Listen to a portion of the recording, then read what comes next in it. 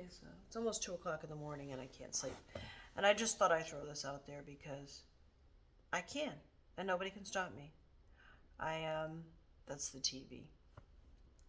I can't sleep because I've been very lost, I guess, since well for a while. My dad passed away and he died, and that ruined us. I mean, it ruined me. My life was never the same, and we weren't really. Dad was not affected, and it's not that, but my dad was a strong presence in our lives. He was our father, and we watched him get old, and we watched him die, and it was just terrible. But in the middle of all that, in the middle of all that, I did 30 years of my life at a company. I'm not naming it. And I went through hell.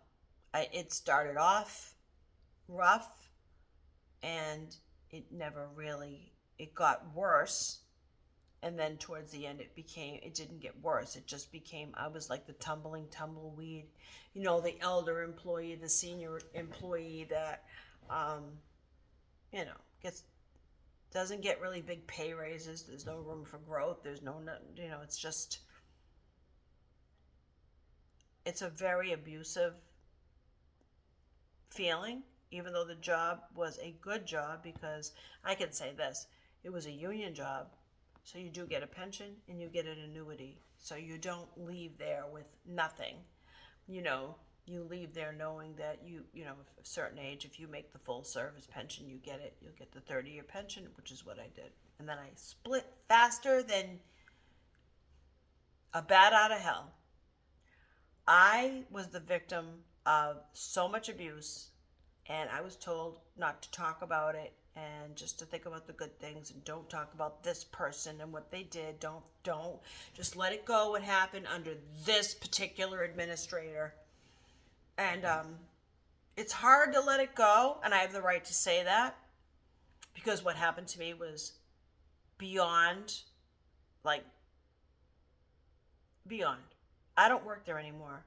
They'll hopefully I have to meet somebody for lunch tomorrow that's connected to that place still, but I really truly don't want to make a habit of that. The only reason I'm doing that is because this particular person, because I didn't want anything when I left. I didn't want the pancake breakfast or the cupcake, party, or how many times did I have to go to one of their pizza parties when there wasn't one gluten-free pizza there? I have celiac. So just I don't and I just didn't want anything from them. I didn't want anything from them. I really suffered after Dad died, and knowing my mom was alone here and she's disabled. And since I've been here, you think it's been a picnic with Mom every day? She's very difficult, but I'm taking care of her as best I can. But I lose my patience. But I'll tell you what they did to me really quickly, categorically, okay? Problems from the very beginning, personality conflicts, sexual harassment with nasty comments, which I can't even repeat, toward me. Really beyond, and I could have sued them just by one particular person's big filthy mouth. I had stress in my life, a tremendous amount of stress at home, and then I went through medical problems myself. I had surgery after and I didn't know if I had cancer.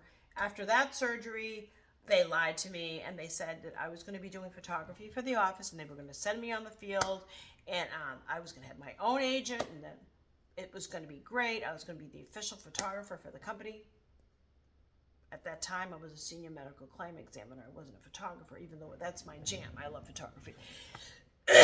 Okay, that's fine. They did all that. When I was done doing all that, being sent from here to there, to here, to there, all over, not one dime reimbursed for my gas money, sent out on job sites. I did wear the protective gear. I wore the protective hat and the boots, but I really am beginning to wonder if they just wanted me to be killed on a job site, because I know they wanted me to quit this job. I think that somebody wanted to fire me and they weren't able to, so I think they figured, well, we can send around on these job sites, or we can just do what's called, I know now, constructive dismissal, which is they torture you until you leave. The photography stuff wasn't bad. It was what happened after. I was removed from my job. All my tasks were taken away.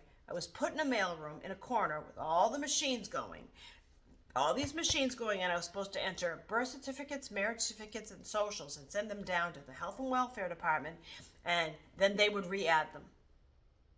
And then I would get called by reception. Somebody needs to use the bathroom. Can you come up here and take them to the bathroom? Like the bathroom escort, okay?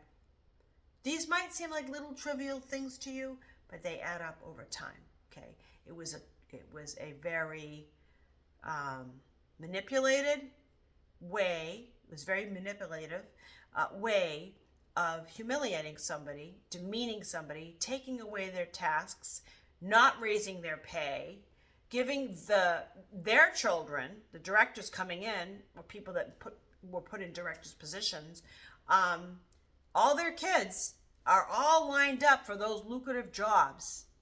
Everybody's an analyst or a specialist. You're either a pension analyst or a specialist or a claims specialist or a claims analyst, or you're an admin service specialist. And you know what I was? Enrollment coordinator. Okay, that's fine. I can be an enrollment coordinator. That's totally groovy, you know. You pay, I don't know. I think the receptionist makes the least amount of money, and maybe customer service. And I worked there 30 years, and there were people that came in, and they were there 5 years, and they were take home maybe $300 a week more than me. It's not about the money. It's about what they did. And they forced mental health therapy on me against my will. They forced me to see a counselor against my will. They also called my sister at her house to ask what was wrong with me, when they were the ones that were torturing me. And after I did the 8 visits, they continued to push it, because the 8 visits don't show in the system at work, in the computer system. But after that, there it is, because they forced it on me. They are never going to be forgiven. And I don't know why at the very end of my stay, I get this big bouquet of flowers and I have to hear, don't think about the bad stuff, and don't, just think about the good stuff. There wasn't any good stuff. Ever. I cried so many tears in the beginning, and then I just stopped crying about it, and then I became a zombie. And towards the end, after my father died, I just showed up just to show up. I opened the door, I unlocked the elevator, I sat at the front desk, I went to my desk, I got a couple of cups of coffee, and they paid me. They paid me just for what? Just to show up. That's what happened to me. They don't want you talking about it, but it's called constructive dismissal. If I told you all the particulars, your jaw would be on the floor. You wouldn't even believe it, okay? Nobody touched me. Nobody physically touched me. They messed with my brain. I was sexually harassed. I was humiliated. I was demeaned. And I was kept from going anywhere in the company but down. And then down here is where you stay. That's it. I said my truth. I don't have to hold it in anymore. I don't work there anymore. They can't take my pension away. I said what I said. And if it happened to any of them, they'd feel the same way. We had one director. 5 years he worked there, and that's the one. That's the one that didn't help me at all. That's the one where my downfall, my literal downfall happened. Okay? Thank you very much. And these people knew my father. And they knew him well. And I don't want to get into too much detail. When my father died, I didn't get a call or a card. Nothing. And they knew my father. And my father was loyal to them. There are no words that I can even come up with for how that made me feel. That I actually was kind to them, and I shed tears of, congratulations. When one of them retired, I was kind and I showed respect, and I got nothing. I got nothing back. I got disrespect. So I took my 30 years and I left. Forcing people to take mental health therapy against their will. Just do the 8 visits. It's not going to show in the system. Just do the 8 visits. And then after I do the 8 visits, I get forced to take more. Why? So you could put it in your system, so you could put it in your notes. On my last day there, I told the current director, executive director, burn my folder. Burn it. It's all lies anyway. Oh, that's all in the past. Yeah, well, burn it. You ought to be, they should know, and they're never going to know because the whole new regime is going to come up with people, and they're going to treat those people nice. They're going to treat those people well because mommy's in a high position. Mommy's going to marry a business agent. Don't worry ever. You're all about power. You're all about the special license plate with your name on it and the new car. I have money. I don't blow money on stupid things. I got 2 cars now. One's a 2011 and one's a 2013. Why am I going to buy a new car? To show off like you guys do and get all your Botox and stuff? I will never forgive those people. They're not my friends. I want what I want, which is my pension, and I never want to see.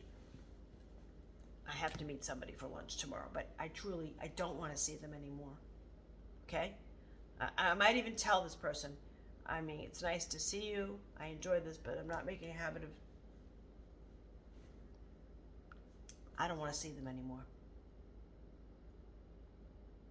That is one of the worst cases. Now, I've heard worse because I've heard of women actually and men being physically assaulted on the job. This was all mental. This was a mental humiliation, alienation, ignoring somebody, marginalizing somebody, and all that. And I might not come across in these videos, but I know that I'm a very intelligent woman. So, I mean, I'm not saying I'm brilliant, but I think my level of intelligence was higher than probably 90% of that office, maybe 99%. I can't say I was the smartest because we have people in there with degrees and we have lawyers and that. But you know what? Do you know what I'm saying? They have no idea. They have no idea who they had. They have no idea the treasure they had for 30 years. I consider myself a treasure. They didn't, and they tried to ruin me, and they almost killed me. Those people almost killed me. That's all I have to say. Just think about the good things. Don't think about the bad things. We're going to miss you. Yeah, okay. They'll miss you because you're replaceable, and don't ever forget that. Everybody is, and I will not forget it. I can't. Sorry. You wouldn't either. The people that say that stuff to you, first of all, they never endure it because they're related and they get a big name or whatever. Second, if they were enduring it, they would have left. They would not endure 30 years of it.